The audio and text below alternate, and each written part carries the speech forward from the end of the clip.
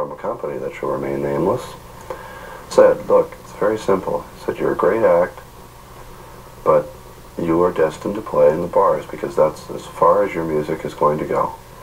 Because you have no commercial ability. You know, there's already people out there doing what you do. There's George Thorogood and Stevie Ray Vaughan, etc., etc. And they're not, you know, he said, they're not in the top 40 or anything like that. So, I mean, how can you expect, you know, anybody to take a chance on you? So, you know, have a good time playing the bars. Jeff, before you get around to doing what it is you do, which is pretty remarkable, I wonder if you could explain how you do it when you talk about your style. Well, I guess as people can see at the moment, I hold the guitar flat on my lap and use all 5 fingers at any given time of the left hand for chords and leads and so forth. But aside from that, you know, playing is playing, really. It's, I mean, no matter how you hold it, even if you hold it somewhere between your feet, as long as you can get a sound out of it is the main thing. Was this a function of, I know you had lost your sight at the age of 1, was this a function of that? You just sort of I don't think so. I have no idea, because I never played when I could see, so I have no idea, you know. It's just one of those things that happened, and here we are. Grown away from, you know, any racial barriers in general, certainly outside of music, because music is a universal language, and it doesn't matter. You know, when you start breaking music into categories and then putting those categories into certain races and all that, it's just far too stupid. I mean, you know, who's to say that, you know, a black person, you know, is not a fan of Guy Lombardo and his Royal Canadians, as Louis Armstrong was. I mean, you know, how can you get into sort of one type of music goes to this type of people and that sort of thing? There's good music and there's bad music. Anyway, as a musician, I don't even try to be a guitar player.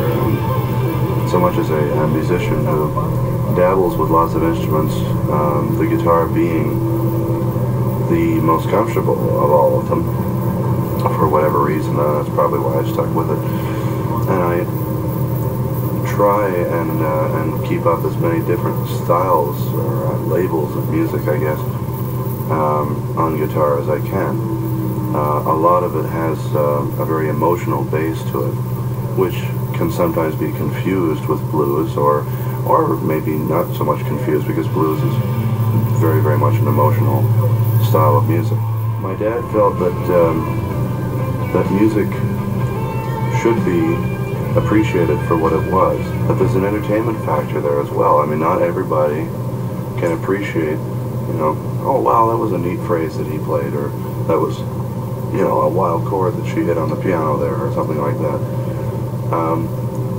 You have to entertain people. I mean, I didn't always, you know, when I was 6 years old or whatever, jump up with a guitar. In fact, you know, when I started doing it in my late teens, my dad felt that it was a very needless thing for me to do. It was just a case that we all were able to recognize opportunities when they came along and push for opportunities we felt that we deserved.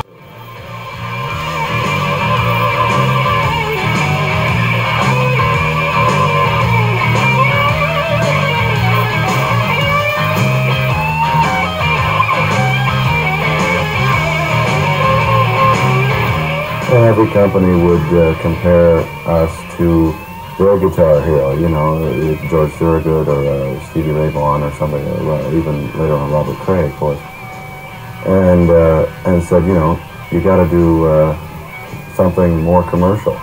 Well, we said, what more can you do than you know, play guitar differently and have just a different sound than all these guys? And we couldn't seem to get them to understand, and so we had to go to New York to find people who would understand what we were doing.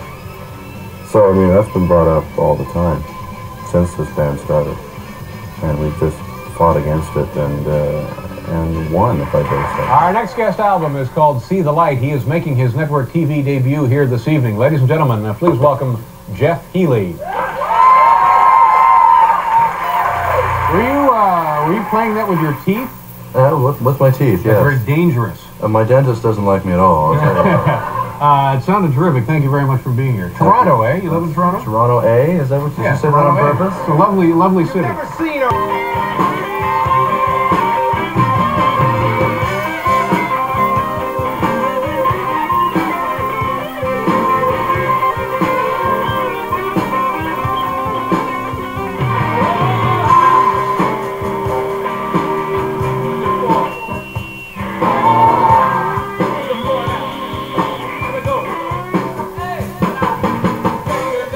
blindness is just a fact of my life, really. It's just basically something that part of my...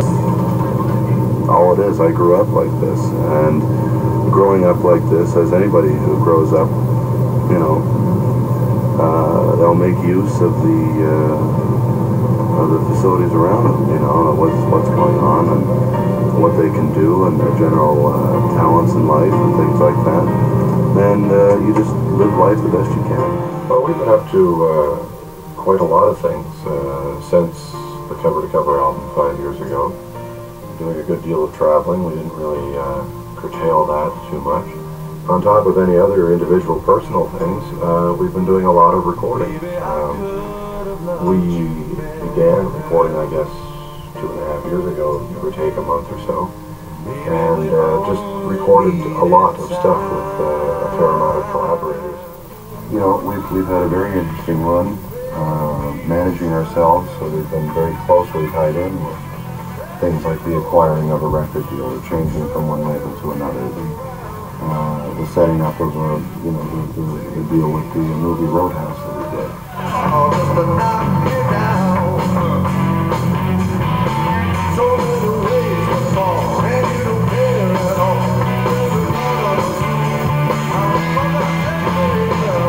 And I've been very busy with a lot of this, that, and other thing, and management of some other artists.